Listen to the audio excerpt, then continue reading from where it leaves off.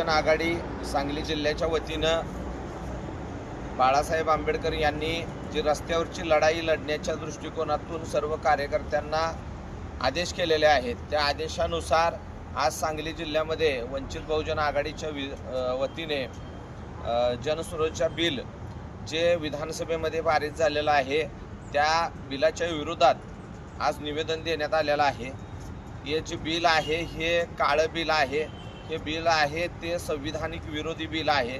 हे बिल जे आहे, हे जो कायदा केलेला आहे तो माझ्यासारख्या सर्वसामान्य कार्यकर्त्यांना दाबण्यासाठी केलेला कायदा आहे। हे जे बिल आहे, उद्या आमच्या डॉक्टर बाबासाहेब आंबेडकरांचा पुतळा कुणी तर पाडला फोडला तर त्याच्या विरोधात बोललं तर त्याला आत टाकण्याचं बिल आहे। हे जे बिल आहे ते आमच्या देशामध्ये सुशिक्षित बेरोजगारी आहे, त्या रोजगारांच्यासाठी रोजगार मिळावं म्हणून एखादं आंदोलन करायचं झालं तर ते आंदोलन न करता त्यांना आत टाकण्याची तरतूद या बिलामध्ये आहे। इथल्या शेतकऱ्यांच्यावर चाललेले अन्याय अत्याचार थांबवण्याच्या दृष्टिकोनातून माझ्यासारख्या सर्वसामान्य कार्यकर्त्यांना एखादं आंदोलन केलं तर त्याला दाबून टाकण्याचं बिल म्हणजे हे बिल आहे।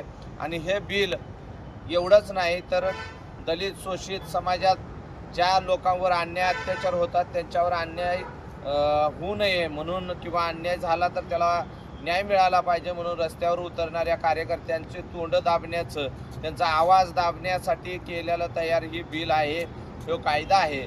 या कायद्याचा आम्ही सांगली जिल्ह्याच्या वतीने जाहीर निषेध करतो आणि हे बिल जोपर्यंत माघारी घेत नाही ही BJP सरकार तोपर्यंत आम्ही बाळासाहेबांच्या आदेशानं आणि बाळासाहेबांच्या मार्गानं दिलेल्या मार्गानं डॉक्टर बाबासाहेब आंबेडकरांनी जे आम्हाला भारतीय संविधान दिलं आणि त्या संविधानामध्ये आम्हाला मूलभूत हक्क, मूलभूत अधिकार, आंदोलन करण्याचा अधिकार, कामगार संघटनांना मान्यता किंवा संघटनांना मान्यता यासारख्या अनेक गोष्टी आहेत, ते दाबून टाकण्याचं कुटकारस्थान या BJP आणि त्यांच्या मित्र पक्षाने करायला चालू केलेलं आहे।